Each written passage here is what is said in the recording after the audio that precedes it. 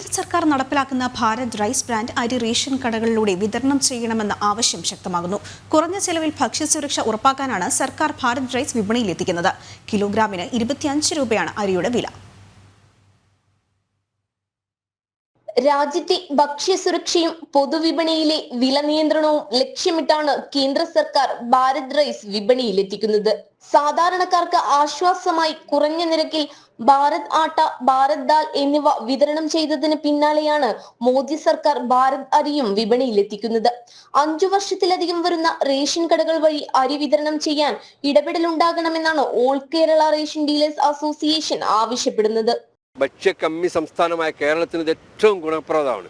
ഈ ഒരു സാഹചര്യത്തിൽ ഇന്ത്യ രാജ്യത്ത് നടപ്പാക്കുമ്പോൾ ഇന്ത്യ രാജ്യത്ത് മറ്റു എല്ലാ മേഖലയിലും വ്യത്യസ്തമാണ് ഇന്ത്യയിലെ റേഷൻ കടകൾ.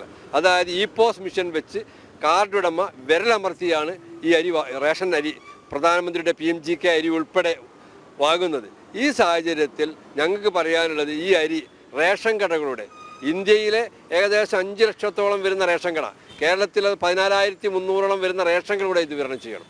ഇത് വിതരണം ചെയ്യുമ്പോൾ യഥാർത്ഥ കാർഡ് ഉടമക്ക്, യഥാർത്ഥ ഉപഭോക്താവിന് ഇത് ലഭിക്കും. കേന്ദ്ര സർക്കാർ നടപ്പിലാക്കുന്ന പല ജനക്ഷേമ പദ്ധതികളും സംസ്ഥാനത്ത് ജനങ്ങളിൽ എത്തുന്നില്ല.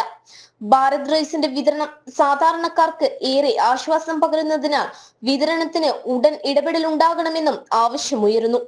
സർക്കാർ ഏജൻസികളായ national agriculture cooperative marketing federation of India, national cooperative consumers federation of India limited, Kendriya Bhandar ഔട്ട്ലെറ്റുകൾ, സഞ്ചരിക്കുന്ന വിൽപ്പനശാലകൾ എന്നിവ വഴിയാണ് ഭാരത് റൈസിന്റെ നിലവിലെ വിതരണം. നഗരഗ്രാമ വ്യത്യാസമില്ലാതെ ഒരുപോലെ സാന്നിധ്യമുള്ള റേഷൻ കടകൾ വഴി അരി വിതരണം ചെയ്താൽ വിലക്കയറ്റം രൂക്ഷമായ കേരളത്തിലെ ജനങ്ങൾക്ക് വലിയ ആശ്വാസമാകുമെന്നാണ് പൊതുവെയുള്ള വിലയിരുത്തൽ. ജനം, കോഴിക്കോട്.